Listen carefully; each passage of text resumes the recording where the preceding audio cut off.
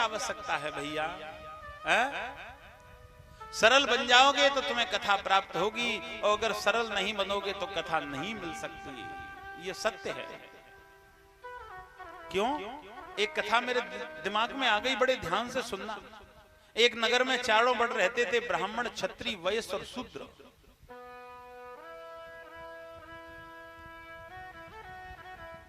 उस नगर में एक क्षत्रिय का बालक था। वो क्षत्रिय का बालक करता कुछ नहीं था, एक सीख भी नहीं उठाता था और खाता था 5 बार। ध्यान से सुनना।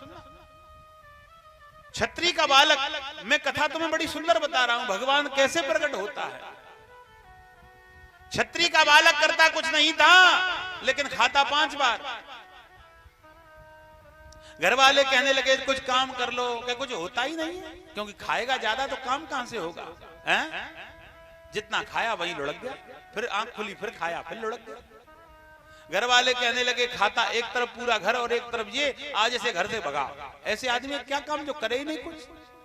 सरलता कथा की ओर घर वालों ने उसे भगा दिया, और जब घर वालों ने उसे भगा दिया तो अब कहने लगे कि भैया मुझे बुला लो वापस। कि नहीं, जाओ। और आज उसी समय चलने लगा। भूख तो लगी रही थी, ध्यान से सुनना। चलते चलते एक मंदिर के आश्रम पर पहुंचा, और आश्रम में जैसे ही देखा तो महात्मा बड़े बड़े मोटे ताजी। महात्मा बड़े बड़े मोटे ताजी। अब उसके मन में क्या आया कि ये खाते खूब होंगे, इसलिए तो इतने मोटे ताजी हैं। अगर ये अपने पास में रख ले तो हम भी ऐसे ही हो जाए। महात्मा जी से कहने लगे, महात्मा जी कि हाँ, हमें अपना शिष्य बना लो। कि बन जाओ बेटा, शिष्य क्या है, बनो। पहले ये बताओ करना क्या है? करना कुछ नहीं है, बस बैठे रहो। अच्छा, खाने की व्यवस्था? कि पंगत लगती है, कितनी बार मिलेगा? कि जितनी बार तुम खाओ उतनी बार। छत्री के लड़के ने सोचा कि इससे बढ़िया धंधा कहां मिलेगा, जितना आए उतना खाओ और काम कुछ नहीं। वो वहीं रुक गए आश्रम पे। गुरु ने कंठी दे दी और वो वहीं रुक गए। अब तो दिन में जब पंगत लगे उसी पंगत में बैठ जाए। कितनी सुंदर कथा। जो पंगत हो उसी पंगत में बैठ जाएं। अब समय निकलता गया, लेकिन उसको क्या पता थी कि यहां भी परेशानी आने वाली है। एक दिन आ गई एकादशी। एकादशी वाले दिन आश्रमों पे कुछ बनता नहीं है, तुम्हें पता है। अब उसने देखा कि 7 भी बज गए, 8 भी बज गए, 9 भी बज गए, कुछ नहीं हो रहा यहाँ तो। भट्टी सब बंद डली हैं, हलवाई भी बिल्कुल शांत डले हुए हैं। भट्टी भी बंद है, हलवाई भी बिल्कुल शांत हैं। गुरुजी के पास में गए, गुरुजी तुम भैया कथा की ओर ध्यान दो। गुरुजी आज भोजन पानी? अरे बेटा आज तो एकादशी, तुम्हें नहीं पता? कि हमें यही नहीं पता कि एकादशी होती क्या है? पहले तो एकादशी की बताओ। कि एकादशी बेटा ये होती है कि न तो आज कुछ बनेगा और न कुछ आज मिलेगा। कहने लगे गुरुजी अगर हमारी एकादशी तुमने करा दी तो द्वादशी तो हम देख ही नहीं पाएंगे, हम तो मर जाएंगे, हम तो अन्न के ही भरोसे हैं। कहने लगे कि अन्न के भरोसे हो? कि हाँ। तो कहने लगे कि बेटा यहाँ तो कुछ बनेगा नहीं। हाँ, अगर तुम्हें ज्यादा भूख लगी है तो नदी किनारे जाकर के अपने हाथों से बना करके खा सकते हो। कहने लगे अपने हाथों से? कि हाँ। कहने लगे दे दो अन्न वगैरह, मरता क्या नहीं करता, हम तो नदी किनारे जाएंगे और वहीं बनाएंगे और वहीं खाएंगे। सुंदर कथा, बड़ी सरलता है कथा के अंदर। हम तो वहीं जाएंगे, वहीं बनाएंगे और वहीं खाएंगे। आटा दाल चावल तेल मसाला लेकर के पहुंचा। अच्छा, गुरुजी ने कहा बेटा तुम जा तो रहे हो लेकिन राम जी को भोग जरूर लगाना, बिना राम जी के भोग के मत खा जाना। कि ठीक है गुरुजी। अब सरल आदमी, उसे क्या पता राम जी कौन है क्या है? चला गया नदी किनारे भोजन बनाया और भोजन बना करके और खाने के लिए तैयार हुआ। अरे गुरुजी ने कही थी कि राम जी को खिलाना, उसने कही लाओ राम जी को बुला लें। तो कहने लगा कि राम जी भोजन के लिए आ जाओ। भगवान नहीं आए। छत्री का बालक कहने लगा मुझे पता है तुम क्यों नहीं आ रहे, तुम्हें तो आदत पड़ी है आश्रमों में कई तरह की सब्जी कई तरह की मिठाई खाने की, यहाँ सूखे टिक्कर खाने के लिए क्यों आओगे हैं? और राम जी को बुलाने लगा। और राम जी को कैसे बुलाने लगा, आप भी बुलाना हम भी, और यही कि राजा राम आओ जी, भगवान आओ जी, मेरे भोजन का भोग लगाओ जी। राजा राम आओ जी, भगवान आओ जी, मेरे भोजन का भोग लगाओ जी। राजा राम आओ जी, भगवान आओ जी, मेरे भोजन का भोग लगाओ जी। अरे राजा राम आओ जी, भगवान आओ जी, मेरे भोजन का भोग लगाओ जी।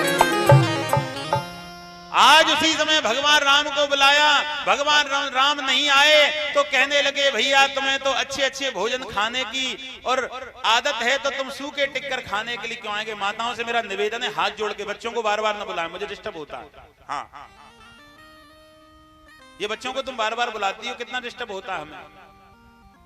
घर के काम घर छोड़ के आया करो, जब कथा में पहुंचा करो आप। हाँ, आज उसी समय कहने लगे भगवान इसलिए नहीं आ रहे क्योंकि आश्रम में सुंदर सुंदर भोजन मिलता है। अब तो आज थोड़ी सी देर में आ गए भगवान, कहने लगे सीता बालक है चलना पड़ेगा, तो भगवान राम और सीता दोनों आ गए। भगवान राम और सीता जब जंगल में पहुंचे, आहा, लड़का देख करके खुश तो हो गया कि आ तो गए, लेकिन कहने लगे हमने तो एक को बुलाया था, ये दो आ गए, अब दो की व्यवस्था हम कहां से लाए। गुरुजी ने तो कहा था राम को भोग लगा, अब दो का चक्कर, ये दो तो बताया नहीं गुरुजी ने, हमने तो एक की व्यवस्था करी है। राम जी पहुंचे लेकिन वो बालक सुस्त हो गया छत्री का। राम जी कहने लगे सुस्त कैसे, नहीं नहीं वैसे ही। अरे बताओ सुस्त कैसे है, कि प्रभु हमने एक की व्यवस्था करी, अब तुम दो आ गए, चलो अब आ गए तो बैठो, अब जो कुछ है सो ठीक है। राम जी कहने लगे कैसा भक्त है, हमें तो देख के दुनिया खुश होती है, ये सीता राम को देख के दुखी हो गया, अब सीधा आदमी उसे क्या जानकारी। ठीक है बैठो, बैठ गए, भोजन कराया, हंसने लगा, तुम आए, दो तो आए, भोजन भी कम नहीं पड़ा, बड़े अच्छे लगे।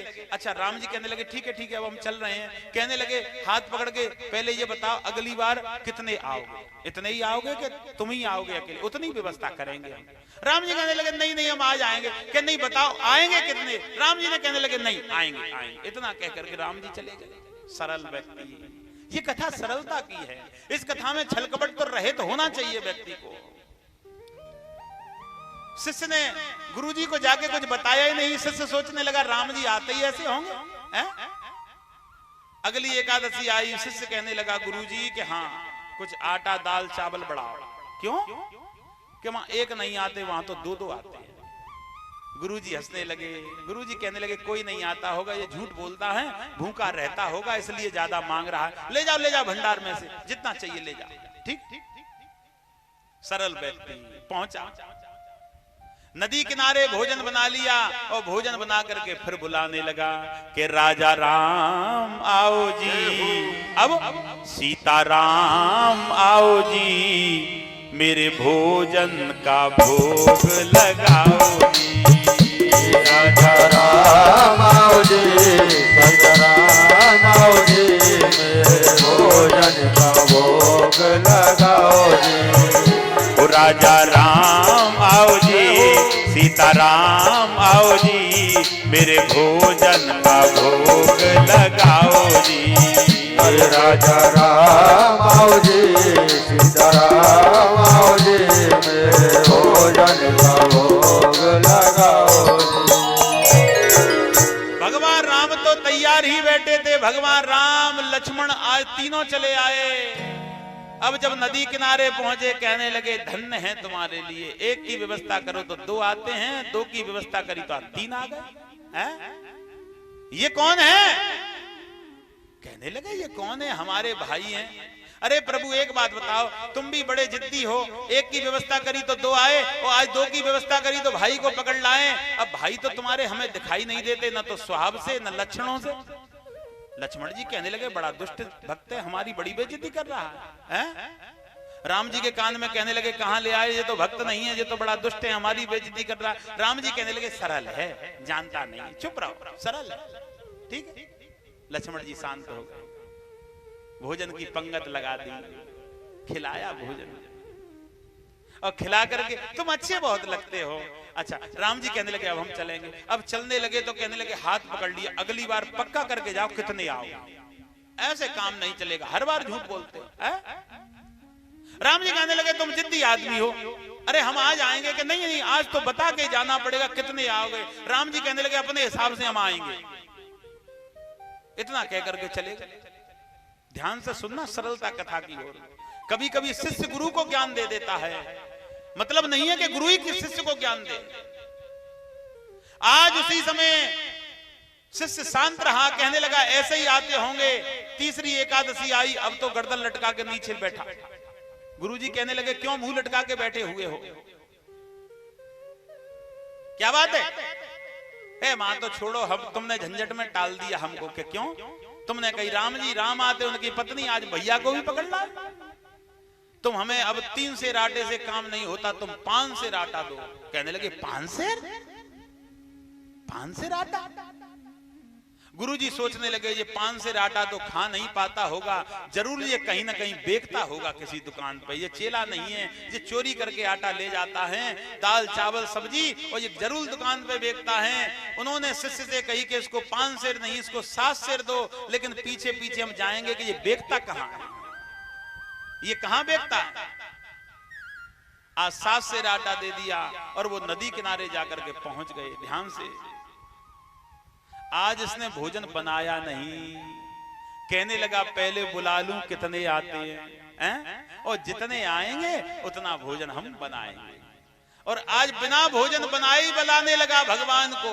और कैसे कि राजा राम आओ जी, सीता राम आओ जी, लक्ष्मण राम आओ जी, मेरे भोजन का भोग लगाओ जी। सीता राम आओ जी, लक्ष्मण राम आओ जी, मेरे भोजन का भोग लगाओ जी। राजा राम आओ जी, सीता राम आओ जी, मेरे भोजन का भोग लगाओ जी। सीता राम आओ जी, राजा राम आओ जी, मेरे भोजन का भोग लगाओ। आज भगवान राम को बुलाया तो भगवान तो तैयारी बैठे थे। भगवान राम, लक्ष्मण, भरत, शत्रुघ्न, हनुमान जी, सीता सब चले आए, भीड़ की भीड़। शिष्य कहने लगा धन्य है तुम्हारी राम, इतनी जनता, एक बुलाया 2 आए, 2 बुलाया 3 आए, आज तो पूरी पलटन पकड़ लाए, कहां से ले आए? भरत जी कहने लगे इतनी बेइज्जती कराने लाए हो प्रभु तुम हमारी, हैं? कहने लगे मनुष्यों की तो चले सो चले, अब तो एक बानर को भी पकड़ लाए। हनुमान जी का अपमान, हनुमान जी सुकड़ गए, यहां तो अपमान हो रहा है पहली बार, हैं? राम जी ने कान में कही बेइज्जती मत करो हमारी, हमारा ये परिवार है। भक्त कहने लगा प्रभु तुम्हारा ठेका लिया है कि पूरे परिवार भर का ठेका मुझ पे ही है? राम जी कहने लगे ऐसा अपमान। अब राम जी कहने लगे चुप रहो, हमारी बेइज्जती हो रही, हम पहली बार तो परिवार को लेकर के आए और तुम बेइज्जती कर रहे हो, चलो अब भोजन परसो। कहने लगे हमने बनाया ही नहीं है। बनाया नहीं है, बुला भी लिया कि हाँ। राम जी कहने लगे आज तो बड़ी परिवार के आगे बेइज्जती, बनाया नहीं बुला लिया कि हाँ। राम जी कहने लगे चलो जल्दी जल्दी बनाओ, कि जब हमें इतनी पलटन पे से कुछ मिलेगा ही नहीं तो बनाए क्यों, तुम ही बनाओ तुम ही खाओ, आज तुम भूखे रहे। राम जी कहने लगे अब तो बड़े चक्कर में फंस गए। भरत जी कहने लगे प्रभु क्या बात है? कि कुछ नहीं, हमारे शिष्य ने हमें धर्म संकट में डाल दिया। वृक्ष के नीचे दूर जाकर के बैठ गया। राम जी कहने लगे बेटा हमारी बेइज्जती हो रही है, कि बेइज्जती बेशक हो जाए, हम नहीं बना रहे, जब हमें मिलना ही नहीं है तो बनाए क्यों? राम जी ने कही भैया सीता जी तुम लग जाओ, बनाओ, लक्ष्मण जी तुम बनाओ, भरत जी तुम बनाओ, हनुमान जी तुम कुछ व्यवस्था करो। ये सरलता की कथा है, इसमें कोई मन में अपवित्र भाषा नहीं भरी हुई है, मन में अपवित्रता नहीं भरी हुई है इस भक्त के। तुम बनाओ। भरत जी कहने लगे आज्ञा दे रहे हैं तो बनाएंगे। आज सभी लग गए भंडारा बनाने में। कौन कौन क्या क्या करने लगा। और ये कि आज भरत जी भंडारे बनाने लगे। आज भरत जी भंडारे बनाने लगे। आज भरत जी भंडारे बनाने लगे। आज भरत जी भंडारे बनाने लगे। पूंछ से झाड़ते मेरे हनुमत जी कम। पूंछ से झाड़ते मेरे हनुमत जी। पूंछ से झाड़ते मेरे हनुमत जी। और लक्ष्मण जी चुन चुन के लकड़ी तो लाते रहे।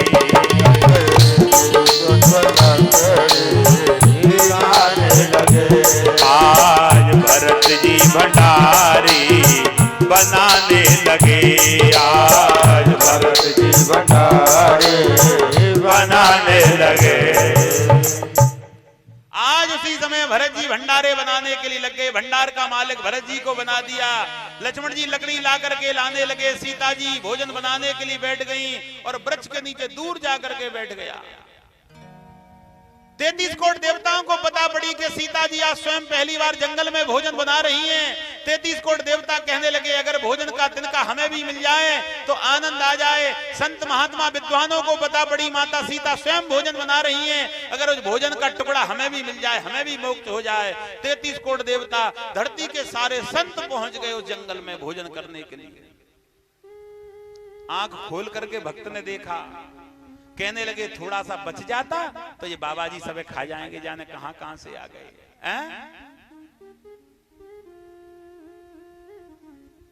आवाज लगाने लगे देवता मैया मुझे भी एक टुकड़ा दे दे। संत कहने लगे मैया मुझे भी एक टुकड़ा दे दे।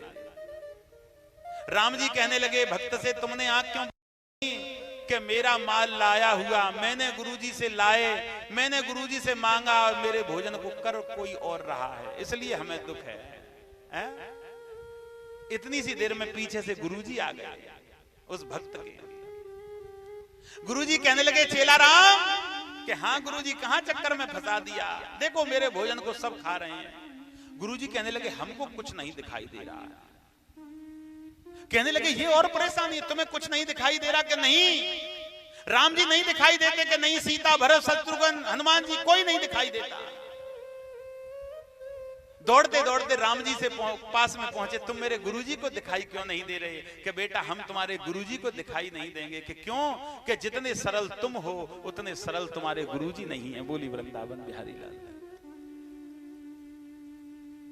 मेरे गुरुजी तो बड़े विद्वान हैं, मेरे गुरुजी तो बड़े तपेश्वरी हैं, मेरे गुरुजी बड़े योगी हैं। भगवान कहने लगे वो योगी हैं, तपेश्वरी हैं, विद्वान हैं, लेकिन सरलता उनके अंदर नहीं है। क्योंकि जिसके अंदर सरलता होती है मैं उसी पर रीझ जाता हूं, मुझे विद्या से कोई लेना देना नहीं है। बोली वृंदावन बिहारी लाल।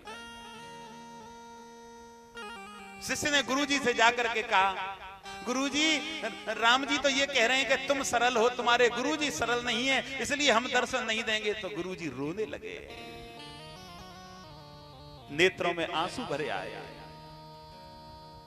आंसू की बूंद टप टप गिरने लगी। छत्री का बालक बार बार आंसू पहुंचने लगा। गुरुजी रोते क्यों हैं? कि बेटा आज मैं तुम्हें अपना गुरु मान रहा हूं। भक्त कहने लगा मुझे गुरुजी मत मानो कि नहीं, अगर तुम मुझे अपना गुरु मानते हो तो मुझे कुछ दे दो। कि क्या? कि आज भगवान राम से जाकर के कह दो कि तुम मेरे गुरुजी को भी दिखाई दो। सज्जन व्यक्ति रोता हुआ राम जी के पास में पहुंचा। राम जी मैंने तुम्हें 4 बार भोजन कराया है, उसका फल मिलेगा। राम जी कहने लगे जो चाहिए वो मांग लो, कि तुम मेरे गुरुजी को और दिखाई दे जाओ। राम जी ने अपने हृदय से लगा लिया और राम जी के नेत्रों में आंसू आकर के राम जी कहने लगे बेटा तुम जैसा सरल भक्त नहीं है। माला जपने वाला भी शिष्य है, तप करने वाला भी शिष्य है, योग करने वाला भी शिष्य है, भंडारा करने वाला भी शिष्य है, भागवत कराने वाला भी शिष्य है, संतों की सेवा करने वाला भी शिष्य है। लेकिन सरल शिष्य मुझे कभी नहीं मिलता। मुझे तो सरलता से प्रेम है, मुझे तो सरल शिष्य की आवश्यकता है। और आज गुरुजी की और कहने से शिष्य ने कहा राम जी से गुरुजी को दिखाई दो, तो आज राम जी गुरुजी को भी दिखाई देने लगे। गुरुजी का भी कल्याण हो गया। इस कथा का माध्यम केवल यही है, आप जब तक सरल नहीं बनोगे कथा के श्रोता नहीं बन सकते। कभी कभी शिष्य भी गुरु बन जाता है और कभी कभी गुरु भी शिष्य हो जाता है। बोली बांके बिहारी लाल की जय जय श्री राम। कथा के लिए हम लोग आगे प्रस्थान करेंगे। मेरा आपसे बड़ा निवेदन है, आप कथा की और बड़े भाव से आनंद ले रहे हैं और मुझे बड़ा अच्छा लग रहा है कि आप कथा के सच्चे श्रोता हैं, है ना। श्री सुखदेव जी कहने लगे कि हे राजन, आपने जो कथा का पान किया है, इस कथा को अपने हृदय में स्थान दो। कहने लगे कि कथा को हृदय में स्थान देने का क्या मतलब है, कैसे दिया जाए। कहने लगे इस कथा को स्थान, मैंने कल आपको राजा परीक्षित कथा में बताया था कि आप कथा में बैठा करो तो मन में यह धारणा कर लो कि मैं दो कानों से कथा नहीं सुन सकता, क्योंकि ये भागवत कथा है। शरीर के जितने छिद्र हैं, शरीर में जितने बाल हैं, इनमें छेद होते हैं। इन सारे छिद्रों से आशीर्वाद, इन सारे छिद्रों से नमन कीजिए कि हे मेरे शरीर में जितने छिद्र हैं, आप सभी अपना कान बंद करके काम कीजिए और श्रीमद् भागवत कथा को मेरे हृदय तक पहुंचाइए। बोली वृंदावन बिहारी लाल। आज आगे कथा के लिए प्रस्थान। मैं आपके बीच में भक्त प्रहलाद की ओर ले जाता हूं। हमारी धरती पर बड़े बड़े भक्त हुए, बड़ी बड़ी अवस्था के साथ में भक्त हो जाते हैं, लेकिन व्यक्ति कहता भक्त कहते किसे हैं। मैं भक्त के विषय में थोड़ी चर्चा कर रहा हूं। भक्त किसे कहते हैं? भक्त उसे कहते हैं सबसे पहले सरलता हो।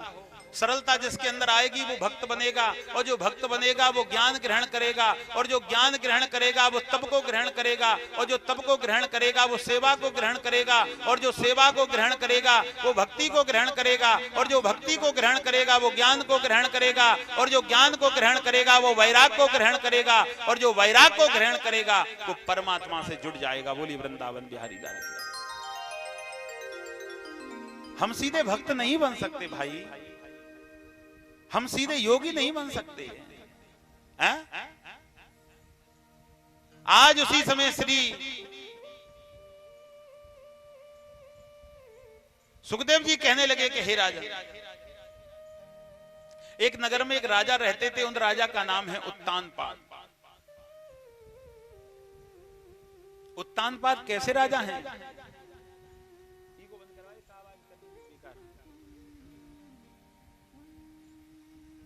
उत्तानपाद राजा, जो कि उत्तानपाद राजा कैसे हैं?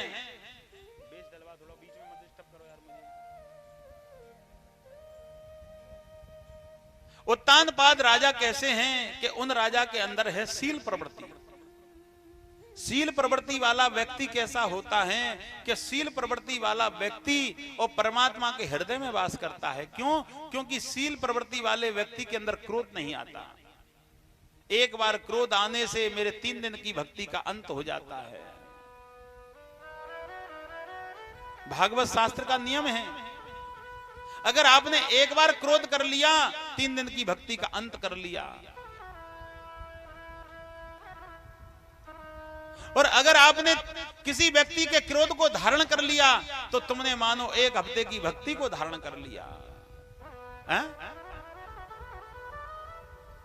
ये परिवार क्या है? इस परिवार में माता भी है, पिता भी है, पति भी है, पुत्र भी है, पुत्री भी है। ये परिवार क्या है? ये परिवार एक संसार है। ये परिवार क्या है? एक संसार। हम संसार की बात नहीं कर रहे, हम तो परिवार की बात कर रहे हैं। हम लोग कहते हैं संसार को सुधारो। संसार को जब सुधार पाएंगे जब अपने परिवार को हमने सुधारा है। जो व्यक्ति अपने परिवार को नहीं सुधार सकता वो संसार को सुधारने के लिए कितना भी प्रयास कर ले उसे सुधार नहीं सकता। आज उसी समय उत्तानपाद नाम के राजा थे, लेकिन उत्तानपाद नाम के राजा कैसे थे? शील प्रवृत्ति के। उनकी पत्नी थी सुनीत। सुनीत किसे कहते हैं? जिनके विचारों में सुंदरता होती है। एक स्त्री ऐसी होती है कि अपनी वाणी से कोई हमें बोले, उस वाणी से अनेक प्रकार के पुष्प झड़ जाते हैं, और एक स्त्री ऐसी होती है उसकी वाणी निकलने से अनेक प्रकार का कष्ट पैदा होता है।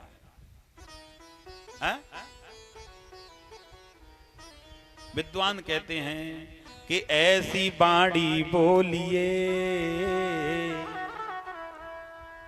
ऐसी वाणी बोलिए,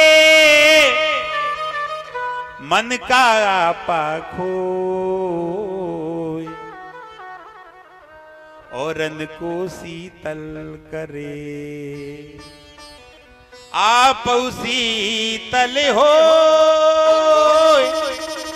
आप शीतल हो। ऐसी वाणी बोलना प्रारंभ कर दो। इस वाणी में ही अमृत है। हम कहते हैं अमृत के लिए हमें जाना, अमृत कहीं नहीं है, कलयुग कहीं नहीं है, नरक भी कहीं नहीं है, हैं? हम लोग कहते हैं ये कर्म करेंगे इस नरक को जाएंगे, नरक कहीं है ही नहीं।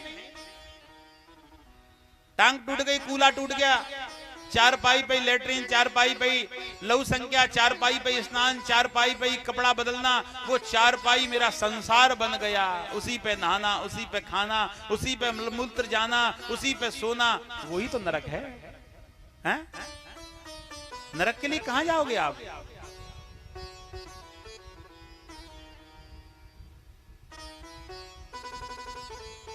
और घर में से, और ऐसा नरक जब हमें मिल जाता है शरीर से, तो घर वाले हमसे घृणा करना प्रारंभ कर देते हैं। जिस कमरे में मैं वास करता हूं उस कमरे में आना पसंद नहीं करते, वही सबसे बड़ा नरक है। बोली वृंदावन बिहारी लाल।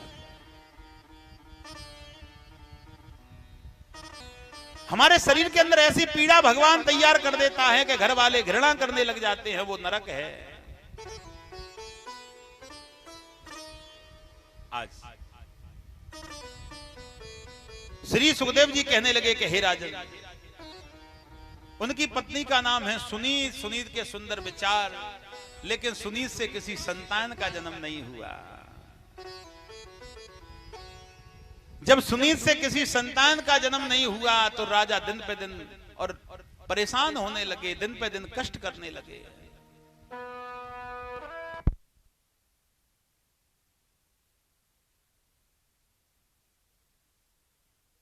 समय लगाकर तू देख रहा मेरी मम्मी तरफ।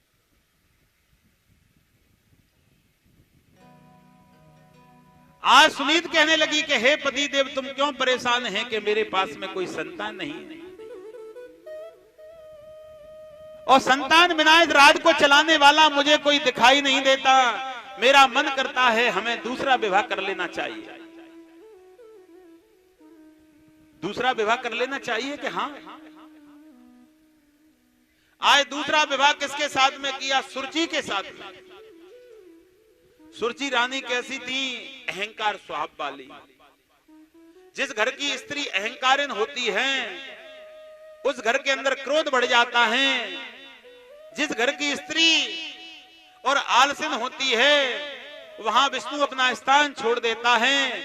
जिस घर की स्त्री कलह करने वाली होती है उस घर से लक्ष्मी विदा हो जाती है। बोली वृंदावन बिहारी लाल। हे माताओं, हमें घर के अंदर कलह नहीं करनी चाहिए। आज सुनीत रानी को स्थान दूसरा दे दिया। रानी सुनीत दूसरे स्थान पर रहने लगी। रानी सुनीत दूसरे स्थान पर रहने लगी, लेकिन इधर में क्या हुआ? सुरुचि रानी से एक पुत्र का जन्म हुआ। उस पुत्र का नाम रख दिया उत्तम कुमार। सुनीत रानी भगवान का स्मरण करती थी, भगवान का भजन करती थी, ईश्वर के अधीन थी। ईश्वर की कृपा से उनके पास में भी एक पुत्र का जन्म हुआ। उस पुत्र का नाम रख दिया ध्रुव।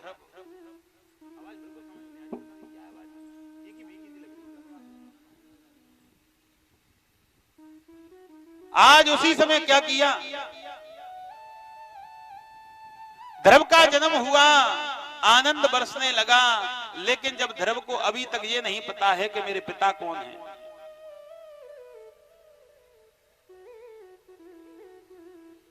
ध्रुव को ये नहीं पता है कि मेरे पिता कौन हैं। एक बार ध्रुव जी छोटे छोटे बालकों के साथ में खेलने लगे, छोटे छोटे बालक आए और अपने अपने बच्चों को उठा करके चल दिए। और जब अपने अपने बच्चों को उठा करके चल दिए, आज उसी समय ध्रुव दौड़ते दौड़ते पहुंचा, मैया मैंने अपने मित्रों के साथ में उनके पिता को देखा है, मुझे बताओ कि पिता कौन है। मैया के नेत्रों में आंसू आ गए और मैया कहने लगी मैं कैसे बताऊं। पुत्र कहने लगे कि मुझे बता कि पिता कौन है।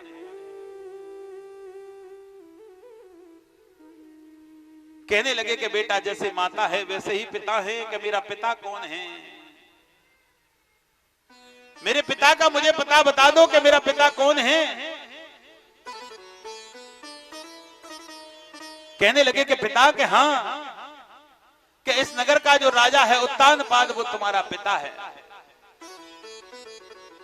जब कहने लगे कि इस नगर का राजा है जो वो तुम्हारा पिता है, कहने लगे कि आज मैं अपने पिता से मिलने के लिए जाना चाहता हूं। और आज अपने पिता से मिलने के लिए और चलने लगे। पिता की गोदी में क्या देखा कि उनकी सौतेली मैया का पुत्र उत्तम कुमार गोदी में बैठ करके खेल रहा है। कथा को ध्यान से सुनना।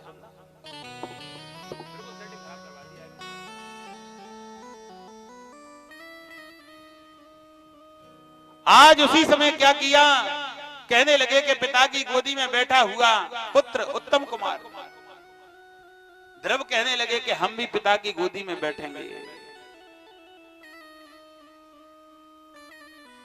और जब कही कि हम भी अपने पिता की गोदी में आकर के बैठेंगे, गोदी में बैठने के लिए तैयार हुआ तो सौतेली मैया ने हाथ पकड़ करके खींच लिया।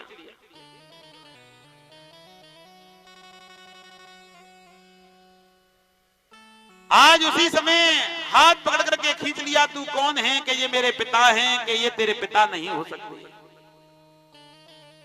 कि फिर मेरे पिता कौन हैं, कि तुमने मेरी कुच्छा से जन्म नहीं लिया, दूसरी माता के तुम पुत्र हैं, और अगर तुम्हें पिता की गोदी में बैठना है तो तुम्हें बियाबान जंगल में जाकर के भजन करना होगा। जब कहने लगे कि बियाबान जंगल में जाकर के भजन करना होगा, आज पुत्र रोते रोते चले आए और रो रहे हैं, हे प्रभु तुम तो तुम्ही हो, हे प्रभु तुम तो तुम्ही हो, तुमसे निराला कौन है, जो भेद पा लिया आपका, तो पाने वाला कौन है।